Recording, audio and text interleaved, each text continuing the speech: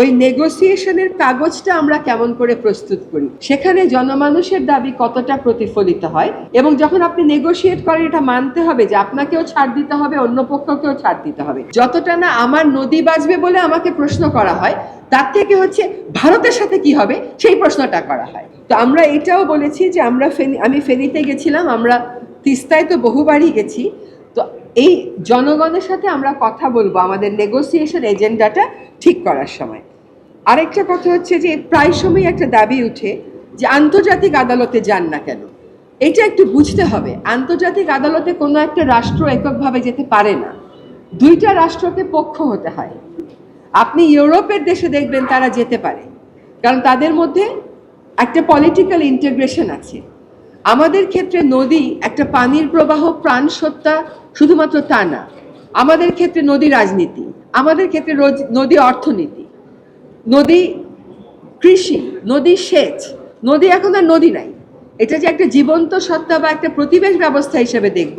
সিবিডির কথা বলেছেন, কিন্তু সেই জিনিসগুলো আমাদের নেগোসিয়েশন প্রসেসে এই উপমহাদেশে দেখা হয় না। আমরা যদি যেটাকে তথাকথিত সফল বলা হয়, পাকিস্তান এবং ভারতের মধ্যে জলরাশি ভাগাভাগি, সেটাও কিন্তু এখন আটকে গেছে রাজনীতির কারণে। ফলে নদীকে যে আমরা কেবলমাত্র একটা জীবন্ত সত্তা হিসেবে দেখে আগাবো, বৈশ্বিক বাস্তবতায় তো নেই, আমাদের উপমহাদেশীয় বাস্তবতায়ও কিন্তু সেটা আর সম্ভব হচ্ছে না। এই জন্য নদী নিয়ে যতটা না আমার নদী বাঁচবে বলে আমাকে প্রশ্ন করা হয়, তার থেকে হচ্ছে ভারতের সাথে কি হবে সেই প্রশ্নটা করা হয়। আমার অবস্থানটা হচ্ছে আমি আমার নদী বাঁচাবার চেষ্টা আগে করব। সেই জন্য আমি ভারতের সাথে কথা বলবো, নেপালের সাথে কথা বলবো, চীনের সাথে কথা বলবো, কিন্তু আগ্রহটা বেশি থাকে ভারতকে আমরা কি বললাম সেটা নিয়ে। হ্যাঁ, এটাকে যেহেতু আমরা রাজনীতি করে ফেলেছি বা আমাদের রাজনীতির বিভিন্ন আঙ্গিকের কারণে এটাও একটা বাস্তবতা হয়ে গেছে যে মানুষ বারবার একটি দেশের কথাই আমাদের কাছ থেকে জানতে চায়। এখানে যেটা ইউরোপের কথা বললাম, ইউরোপ একটা মহাদেশ হিসেবে যেভাবে তাদের পলিটিক্যাল ইন্টিগ্রেশন হয়েছে, আমাদের সাউথ এশিয়াতে তো তা হয়নি।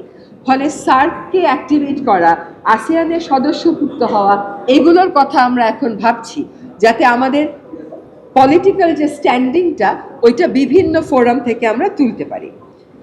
এবার আরো দুটো কথা বলে শেষ করি। একটা হচ্ছে যে আমাদের হচ্ছে নদীর সাথে পানি ভাগাভাগি, এটা অনেক বেশি রাজনৈতিকভাবে চার্জড একটা এজেন্ডা। পানি ভাগাভাগির চুক্তি প্রায় খসড়া হয়ে গেছে, চুক্তি স্বাক্ষর করতে যাওয়া হয়েছে, শেষ মুহূর্তে বলা হলো চুক্তি স্বাক্ষর করা হবে না। সঙ্গত কারণেই এটা পলিটিক্যালি চার্জ হয়ে গেছে। এখন পানি ভাগাভাগির বিষয়টা হয়তো অনেক জটিল, দুই দেশের স্বার্থকে খুব সূক্ষ্মভাবে ব্যালেন্স করতে হয়, কিন্তু কতগুলো বিষয় আছে সেগুলো কিন্তু এত জটিল না।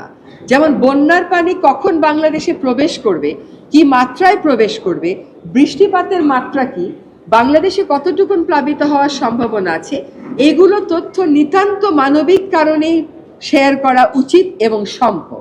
এটার মধ্যে রাজনীতি টেনে আনার কোনো প্রয়োজন নেই, প্রয়োজন ছিল না।